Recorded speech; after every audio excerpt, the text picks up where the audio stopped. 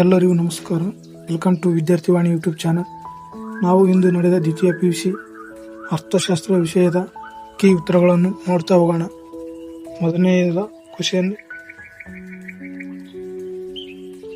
ಮೊದಲನೆಯದ ಉತ್ತರ option C, ಎರಡನೇದು C 425, ಮೂರನೇದು ಎ ರಾಷ್ಟ್ರೀಯ ಆದಾಯ, ನಾಲ್ಕನೇದು ಬಿ M3, ಐದನೇದು ಆದಾಯ ತೆರಿಗೆ ಎ, ಆರನೇದು ಮಿಶ್ರ, ಏಳನೇದು ಸಮ ಉತ್ಪನ್ನ ರೇಖೆ, ಎಂಟನೇದು ಪರಿಪೂರ್ಣ ಪೈಪೋಟಿ, ಒಂಬತ್ತನೇದು ವ್ಯವಹಾರಗಳನ್ನು, ಹತ್ತನೇದು ಹೂಡಿಕೆ, ಹೊಂದಿಸಿ ಬರಿ, ಹನ್ನೊಂದನೇದು ಸರಳ ಬೇಡಿಕೆ D bracket P bracket complete equal to A minus BP, ಎರಡನೇದು TR ಮೈನಸ್ TC, ಮೂರನೇದು ಕಾಣದ ಕೈ ಕಾರ್ಯಾಚರಣೆ,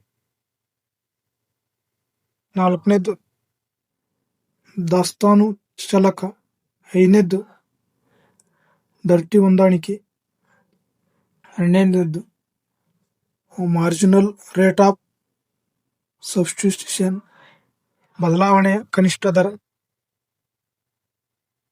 ಪೂರೈಕೆ ಅಂದರೆ ನಿರ್ದಿಷ್ಟ ಬೆಲೆಯಲ್ಲಿ ಮತ್ತು ಸಮಯದಲ್ಲಿ ಉತ್ಪಾದಕರು ಮಾರುಕಟ್ಟೆಯಲ್ಲಿ ಮಾರಾಟ ಮಾಡಲು ಸಿದ್ಧರಿರುವ ಮತ್ತು ಸಮರ್ಥವಾಗಿರುವ ಸರಕು ಅಥವಾ ಸೇವೆಯ ಪ್ರಮಾಣವನ್ನು ಪೂರೈಕೆ ಎನ್ನುವರು. 14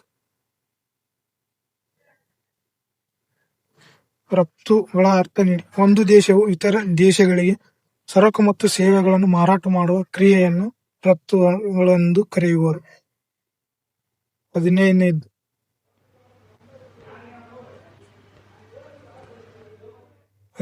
ತೆರಿಗೆ ನೀತಿ. 16ನೇದು ವಿದೇಶಿ ವಿನಿಮಯ ಮಾರುಕಟ್ಟೆಯಲ್ಲಿ ಬೇಡಿಕೆ ಮತ್ತು ಪೂರೈಕೆಯ ಶಕ್ತಿಗಳಿಂದಾಗಿ ಒಂದು ದೇಶದ ಕರೆನ್ಸಿಯ ಮೌಲ್ಯವು ಇತರ ದೇಶಗಳ ಕರೆನ್ಸಿಗಳಿಗೆ ಹೋಲಿಸಿದರೆ ಹೆಚ್ಚಾಗುವುದು. 17 ಉತ್ಪಾದನೆ, ಅನುಭೋಗ ಮತ್ತು ಬಂಡವಾಳ ಅಥವಾ ಹೂಡಿಕೆ. 18 ಸರಕುಗಳ ಬೆಲೆ, ಗ್ರಾಹಕರ ಆದಾಯ. 20 ಕನಿಷ್ಠ ವೆಚ್ಚವು ಕನಿಷ್ಠ ಆದಾಯಕ್ಕೆ ಸಮನಾಗಿರಬೇಕು.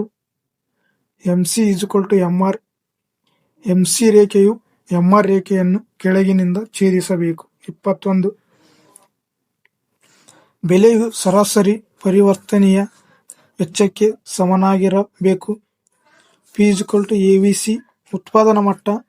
ಈ ಹಂತದಲ್ಲಿ ಉದ್ಯಮ ಘಟಕವು ಉತ್ಪಾದನೆಯನ್ನು ಮುಂದುವರಿಸಿದರೂ ಅಥವಾ ಸ್ಥಗಿತಗೊಳಿಸಿದರೂ ಅದರ ನಷ್ಟವು ಸ್ಥಿರ ವೆಚ್ಚಗಳಿಗೆ ಸಮನಾಗಿರುತ್ತದೆ.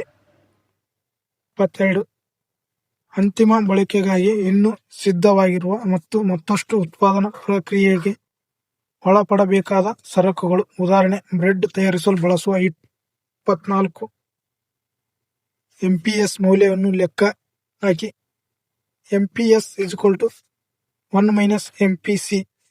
MPS=1 - 0.60. MPC=0.40. ಹೂಡಿಕೆ ಗುಣಕದ ಮೌಲ್ಯ K=1/MPS. K=1/0.40.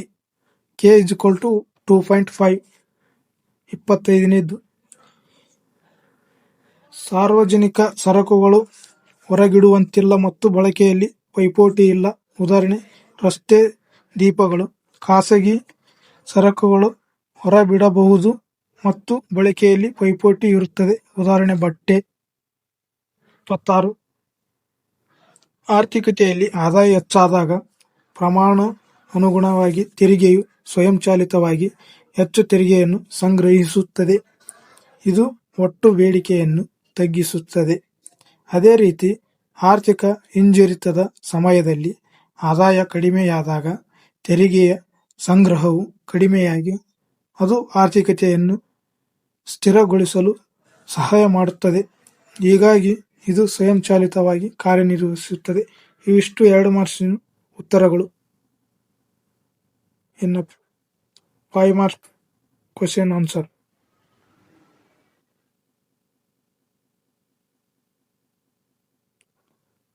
Question number 41. ಅನುಭೋಗಿಯು ತನ್ನ ಸಂಪೂರ್ಣ ಆದಾಯವನ್ನು ಖರ್ಚು ಮಾಡಿ ಎಷ್ಟು ಪ್ರಮಾಣದ X1 ಸರಕನ್ನು ಅನುಭೋಗಿಸಬಹುದು? 20 ಸರಕುಗಳನ್ನು.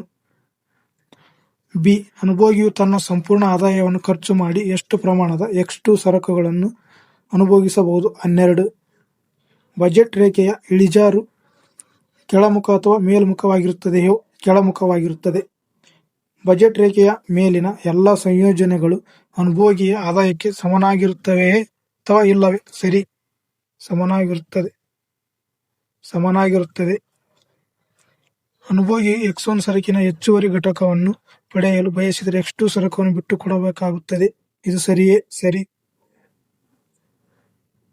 ಇನ್ನು 43ನೇದ್ದು. 1ನೇದ್ದು 0 ಅಥವಾ 800.